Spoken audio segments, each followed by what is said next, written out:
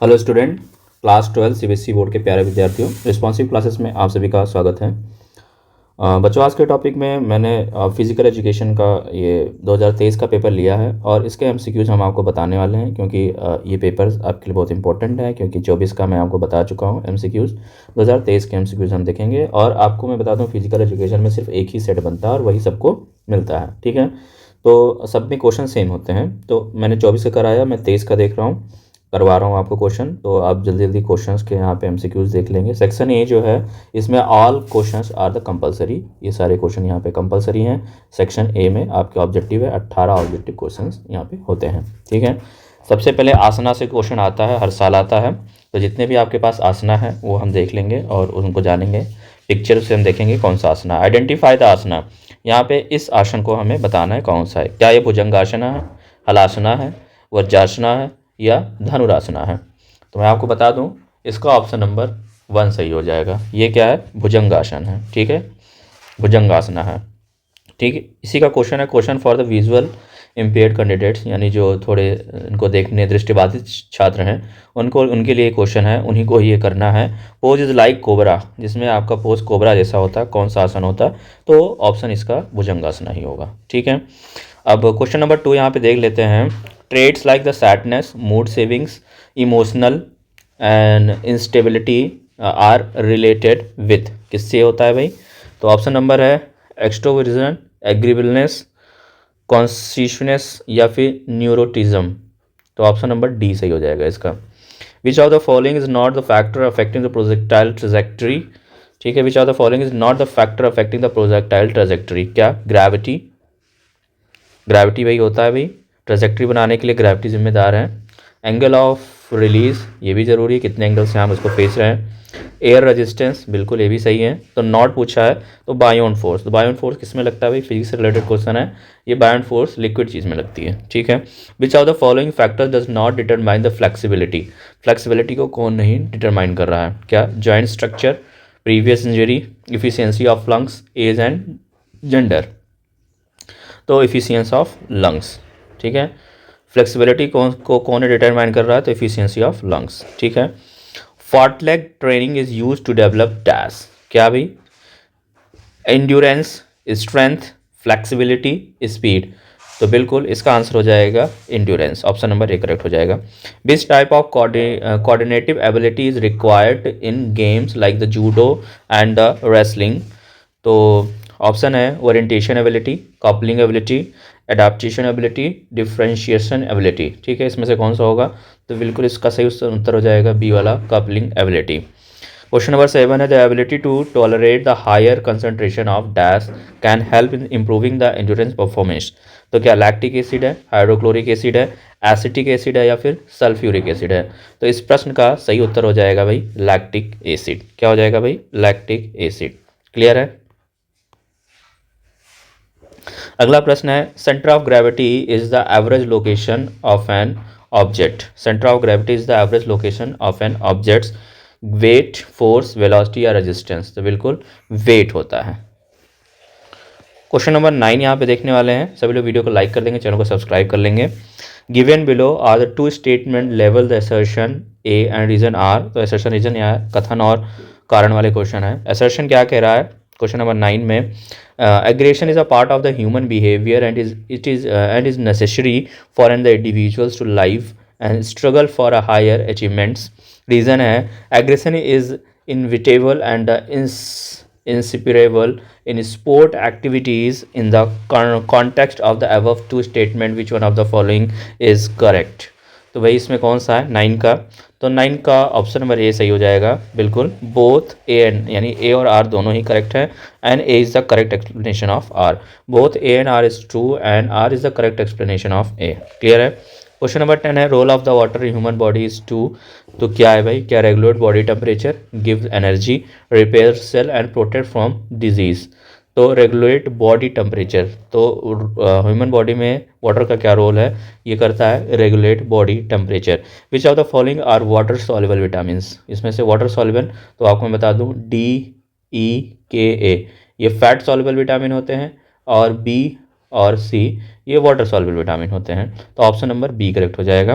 Which of the following asana is not use to the cure asthma.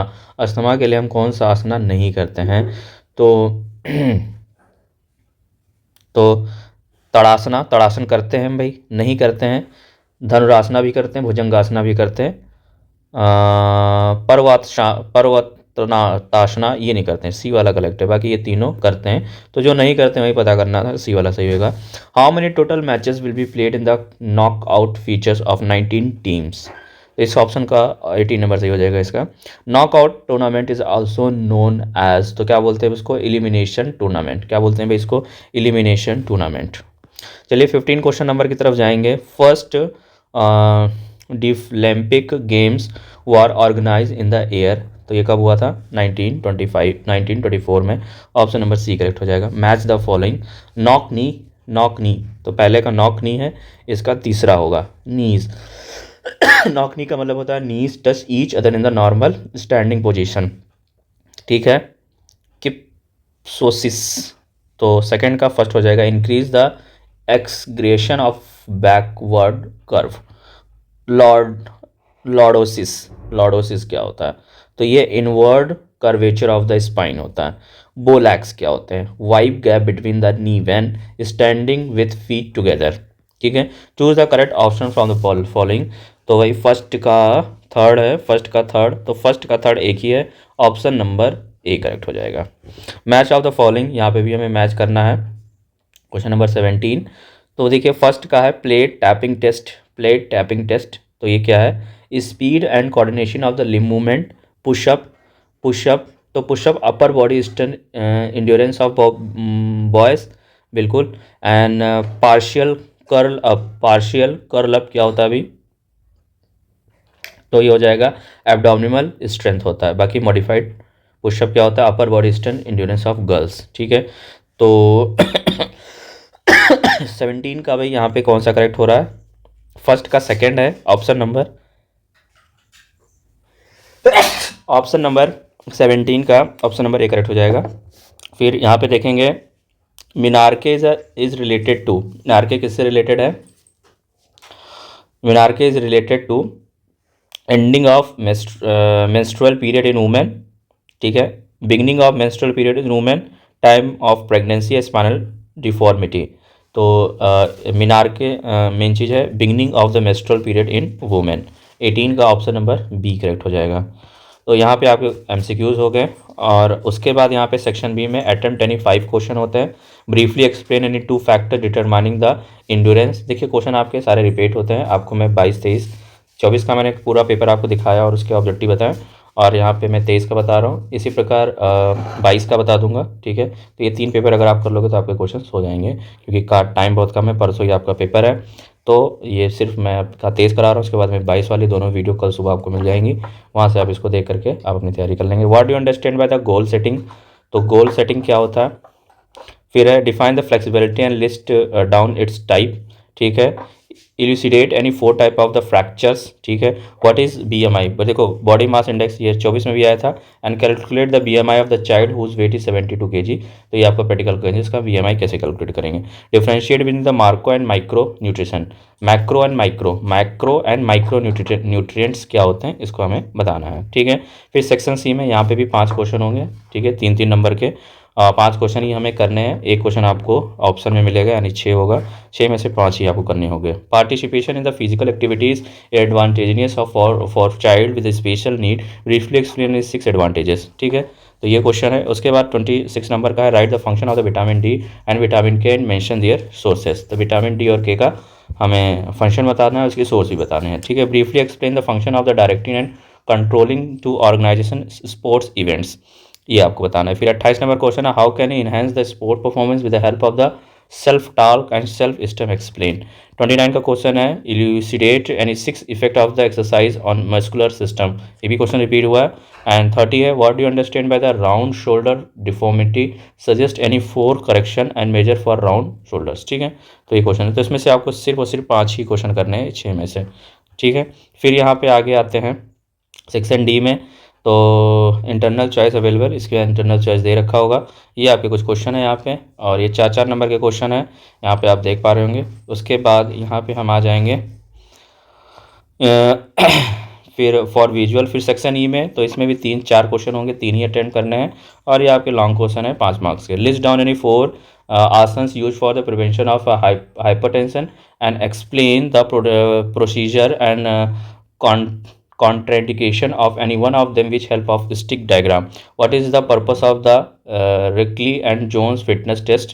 Explain the procedure of its any two test item in details. तो यहाँ पे देखिए कितने हैं, 3 question करने हैं और यहाँ पे 4 आपको दे रखे हैं। तो इस प्रकार आप क्वेश्चंस देख करके अपनी तैयारी कर सकते हैं।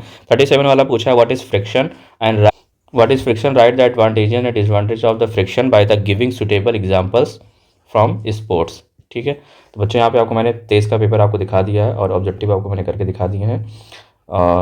वीडियो आपको अच्छी लगी तो वीडियो को लाइक करिएगा, चैनल को सब्सक्राइब करिएगा। मिलते हैं नेक्स्ट वीडियो में, तब तक के लिए नमस्कार, जय हिंद, जय भारत।